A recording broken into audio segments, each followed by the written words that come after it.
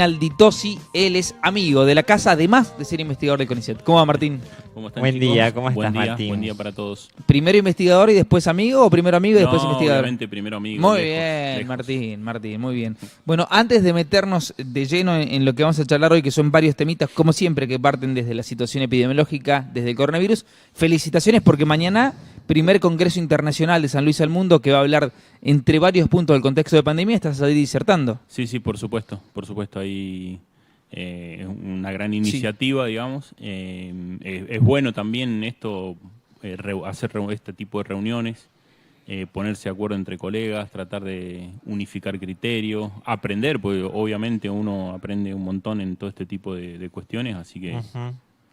Muy bien. Congreso Internacional de San Luis al Mundo, que habla de todo el contexto pospandémico, entre comillas, Pospandémico, principalmente apuntado desde la salud mental. Exactamente. Bueno, nos vamos a meter ahora sí, Martín, lo que vamos a charlar con lo que tiene que ver en el día de hoy, que tiene que ver con varios puntos que parten desde el contexto pandémico, y es esto que ha marcado ya y que está pasando, la famosa variante Delta, que por ahí la veíamos muy lejana en nuestro país, y algunas estadísticas marcan que casi el 50% del país ya tiene incorporada la variante Delta.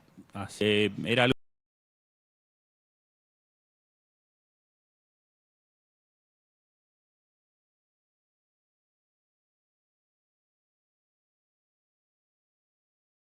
que se suponía que iba a pasar, se sabía que iba a pasar, lo que nunca se sabe cuáles son las fechas en las que se producen estos eventos, porque bueno, como siempre digo, tienen un componente cultural y social muy grande, o sea, uno no sabe en qué momento una persona es la que puede llegar a desatar un foco grande, entonces depende mucho de eso, pero sí se sabía que en algún momento por la humanidad y las conexiones que tenemos, la sociabilidad que tenemos, siempre está la posibilidad de que esto aflore.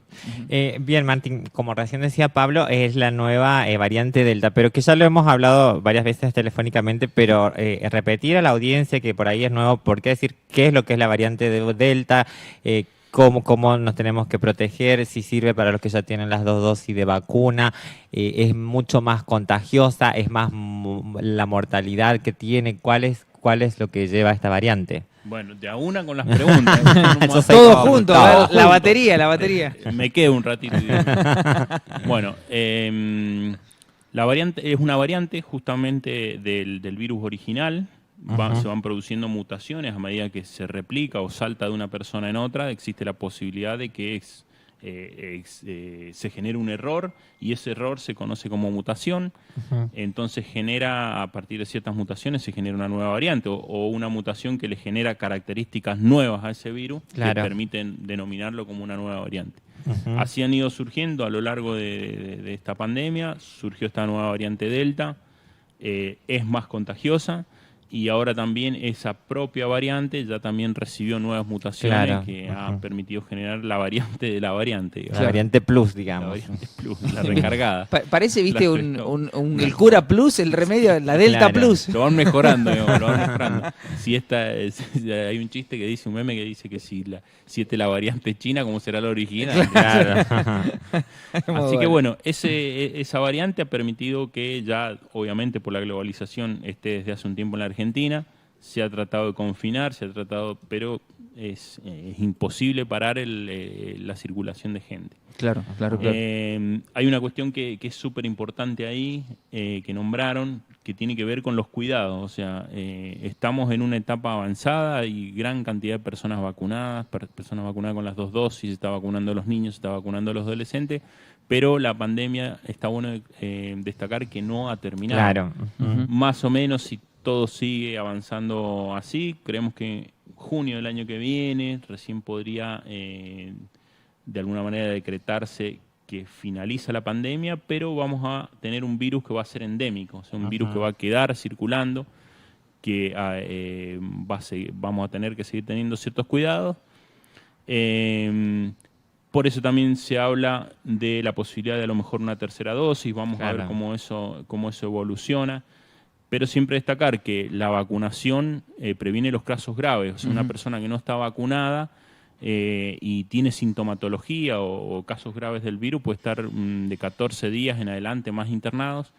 Y una persona que está vacunada, a lo mejor en 4 días puede superar la infección, no va a entrar en un caso grave. Esa es la importancia de la vacunación. A ver, Martín, esto está bueno marcarlo porque hay gente que cree que ya se vacunó, se aplicó ambas dosis, espera o no una tercera dosis y cree que no va a contraer el virus. Claro. Bueno, sí, por supuesto, eso es importante. La vacuna no previene 100% el virus, sino es que la persona adquiere las primeras defensas para combatir el virus de otra manera. Es como si nosotros lo miramos en términos de un juego, de una guerra, Claro. No es lo mismo contar, aunque sea con las primeras armas para defenderse, que no tener nada. Claro, O sea, claro. Entonces, eso permite dar una disputa, una lucha contra esta enfermedad que permite que no evolucione hacia casos graves. Digamos, en pocos días, de alguna manera, se pueda controlar. Vos hablabas recién un poquito de las variantes, las nuevas variantes. Gran Bretaña le está pasando mal, ha crecido mucho los casos en el último tiempo por la variante Delta y porque a pesar de que ellos están muy cerca de la vacunación, muchos son escépticos a la vacunación en estos países. Y hoy se está viendo esta consecuencia de prácticamente casi 50.000 casos diarios, con picos que han alertado a la OMS. Sí, por supuesto. Fue una explosión de casos en muy poco tiempo, consecuencia de esta variante y también un poco lo que decías vos, que gracias a Dios, de alguna manera nosotros acá no tenemos movimientos antivacunas. Claro.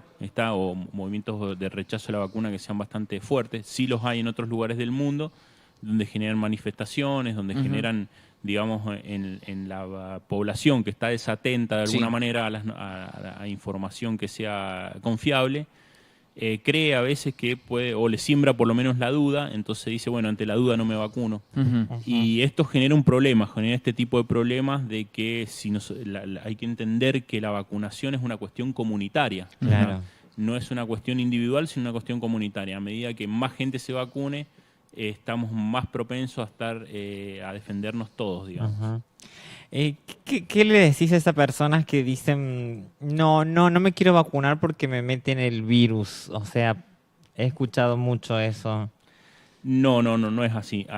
La creencia esa puede venir originalmente de que antiguamente las primeras vacunas, estamos hablando de la época de Jenner, no sé, en 1800, el descubridor de las vacunas, que es lo que hacía él tomaba unas heridas, con esas heridas se daba cuenta que si inoculaba a las personas con esos virus que sacaba de la piel de otra, esas personas luego no se enfermaban. Una creencia antigua. Claro. Así se originaron las primeras vacunas. Las primeras vacunas fueron de virus vivos en poca concentración, después empezaron a ser de virus atenuados, de virus muertos, después fueron con proteínas o partes de esos virus, después evolucionaron a tecnologías de recombinante, hoy en día apareció una nueva, hoy en día hace un par de años apareció una tecnología que es de RNA, que se llama, que es generar el mensajero que codifica para esa proteína que va a proteger en definitiva. Es decir, han ido cambiando las estrategias. Hoy en día se siguen usando estrategias que son un poco más antiguas, pero no menos efectivas, como por ejemplo la de virus atenuado. Esa sigue siendo una estrategia sumamente efectiva. ¿Por qué? Porque se vacuna en ese caso con la porción total del virus. Entonces la pluralidad de los anticuerpos es mucho mayor que a veces vacunando con una vacuna que sea puntual para un determinado sector del virus.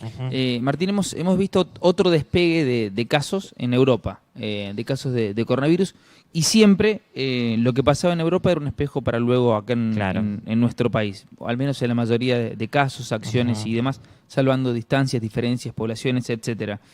¿Esto puede ser una alerta para nosotros, para los argentinos, para el país, para Latinoamérica, lo que está sucediendo del despegue de diferentes variantes? Sí, yo creo que sí, que siempre hay que estar atento. El mundo es globalizado en todo sentido. Claro. En esto también. Claro. Siempre hay que estar atento a lo que pasa en todos los países, ya sean los que están al lado, cerca, o los que están en la otra punta del mundo, porque bueno, nosotros cuando empezó el primer caso, que fue en diciembre del 2019, pensábamos que no iba a llegar y a los 3 meses ya estábamos hablando que empezaban los primeros casos acá. Recuerdo a Ginés diciendo el coronavirus no va a llegar a nuestro país, quédense tranquilos. Los 15 días estaba medio Buenos Aires infectado, literalmente a los 15 días. Exactamente.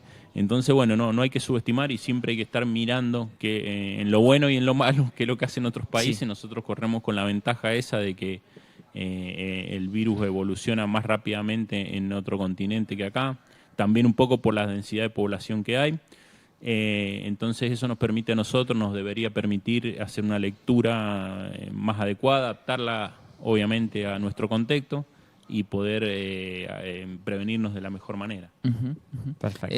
Martín, y con respecto a esto, al relajamiento, a las acciones que se están llevando a Claro. cabo, si bien la gente no quería saber más nada, a ver, no había bolsillo que aguante ya sin laburar, mucha gente la pasó mal, tuvo muchas complicaciones psicológicas al estar encerrado, hubo varios sucesos que se Sí. fueron dando.